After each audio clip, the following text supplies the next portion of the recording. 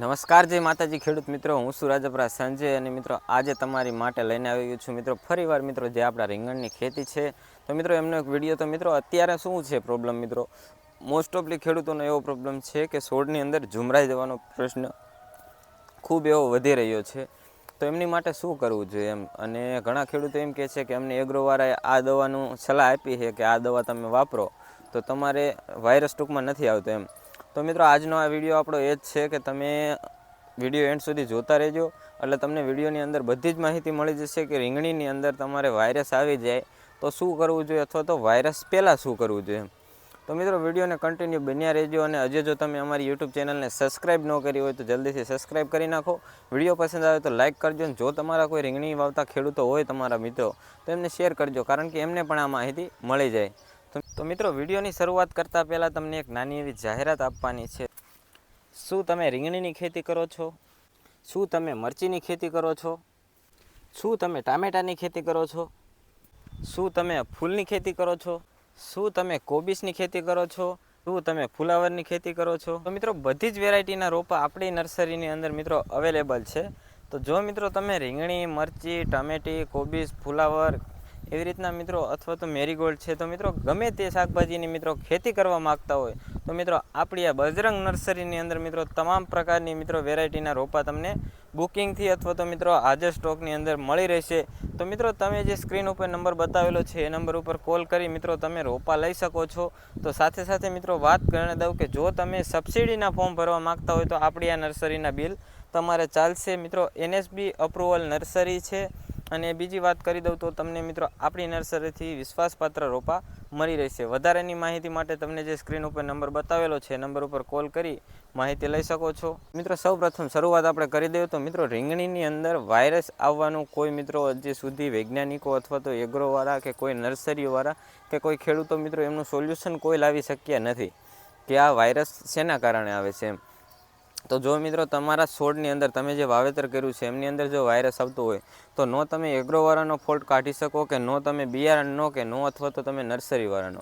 તો મિત્રો આમાં કોઈ જાતનો વાંક કોઈનો હોતો નથી. એટલું મિત્રો ખાલી આપણને ખ્યાલ છે આપણે રીંગણીનું વાવેતર કરવી કે વાતાવરણને જમીનની અંદર મિત્રો રીંગણીનું વાયરસ આવતું હોય છે.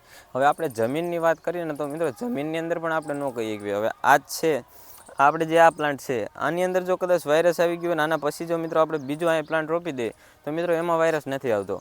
તો આપણે જમીનનો ફોલ્ટ ન કાઢી શકીએ કે ટૂંકમાં કે અહીંયા આ જે જમીન રહે અહીંયા એની એ જગ્યાએ જ વાયરસ આવે એમ.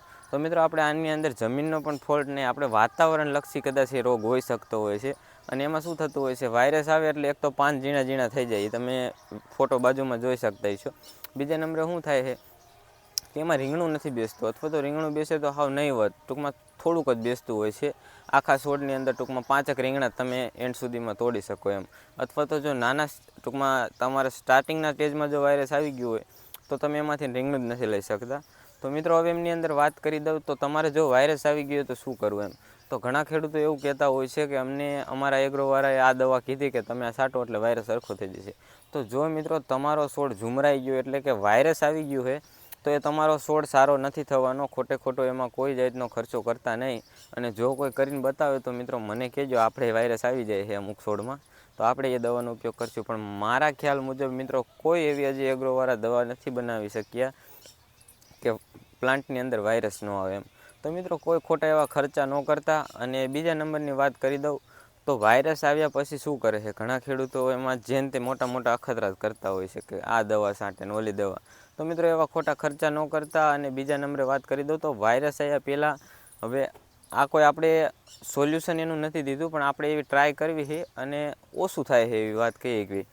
તો મિત્રો સ્ટાર્ટિંગની અંદર વાત કરી દઉં તો જ્યારે આપણે રોપણી કરતા હોય ને ત્યારે તમારે શું કરવાનું છે, જે પ્લાન્ટની અંદર નીચેનું મૂળ હોય ને એ તોડી નાખવાનું છે. એનાથી કોઈ વાયરસનો પ્રોબ્લેમ નથી, પણ ટૂંકમાં જે સ્ટાર્ટિંગની અંદર સ્ટેજની અંદર જે તંતુ મૂળ રહ્યા ને એ મિત્રો વધારે ટૂંકમાં બેસતા હોય છે. હું તમને વિડીયોની અંદર બતાવી દઈશ કે તમારે તંતુ ઓલો જે મેન મૂળ રહ્યું ને પ્લાન્ટનું, જે રોપા તમે લીધા હોય એનું કઈ રીતના તોડવું એમ. તો હવે બીજી વાત કરી દઉં તો તમારે શું કરવાનું છે, જ્યારે તમે ખાડા કરતા હોય ને તમે ત્રિકમથી અથવા તો કોદાળીથી ખાડા કરતા હશો. તો ટૂંકમાં ત્રિકમ અથવા કોદાળીથી ખાડો એ રીતના કરવાનો કે આપણો જે રોપ છે ટૂંકમાં પ્લાન્ટ એ ટૂંકમાં સરખી રીતના એના મૂળિયા સમાઈ જવા જોઈએ એમ. હવે અમુક લોકો શું કરે કે આવડો કમથો ખાડો કરે ને રોપ હોય આવડો, તો એમાં શું થાય મિત્રો, ઘણી તકલીફ થતી હોય છે, એમના મૂળ સરખા બેસતા ન હોય છે. અથવા પછી શું કરો, જ્યારે તમે ખાડો કરી નાખો છો ત્યારે પછી એમાં તમે એક તો ફટેરો, જેનો ફોટો તમે સ્ક્રીન ઉપર જોઈ શકતા છો, આ કાંઈ જાજો એનો ભાવ નથી, 150 થી 170 રૂપિયા લગભગ કિલોના છે, અથવા તો તમારા એરિયામાં 200 રૂપિયાથી વધારે લગભગ નહીં હોય.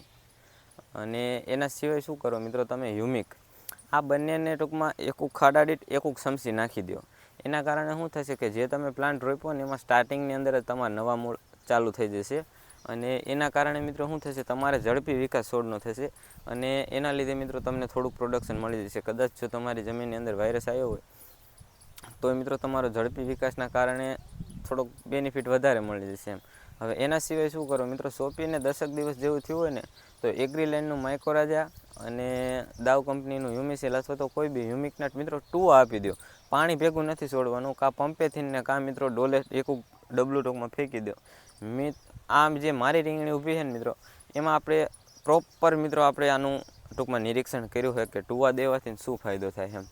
તો મિત્રો જે આ ફૂલનો બ્લોક છે ને એથી ઉપલો બ્લોક મિત્રો આપણે ટુવા દીધેલા હતા, ટૂંકમાં એનું ડ્રેન્ચિંગ આપેલું હતું અને નીચે નથી આપેલું. તો મિત્રો અત્યારે જ્યારે આપણે હાર્વેસ્ટિંગ થાય ને તો અત્યારે અમારે વરસાદના લીધે મિત્રો નીચેના બ્લોકની અંદર મિત્રો રીંગણા જ નથી ઉતરતા. વાત કરી દો ને તો રીંગણા એટલે નહીવત કહેવાય કે હાવ રીંગણા નથી ઉતરતા એમ. એમાંથી અડધું જ જબલું ખાલી ભરાય મિત્રો, અડધી રીંગણીમાંથી અડધું જબલું ભરાય છે અને અડધી રીંગણીમાંથી 10 જબલા ભરાય છે. તો મિત્રો આટલો ફેર જોવા મળે છે, તો તમે આ રીતના કરજો. અને મિત્રો ખોટા વાયરસ બાબતે કોઈ ખર્ચો ન કરતા, અને જો કોઈ એગ્રોવાળા સલાહ દેતા હોય તો એ મિત્રો ખોટો એવો ખર્ચો ન કરવો, કારણ કે વાયરસની કોઈ દવા આજે બની નથી અને ટૂંકમાં વાર લાગી જશે એમ. વાયરસ શેના કારણે આવે એ ગોતવું બહુ અઘરી વસ્તુ છે.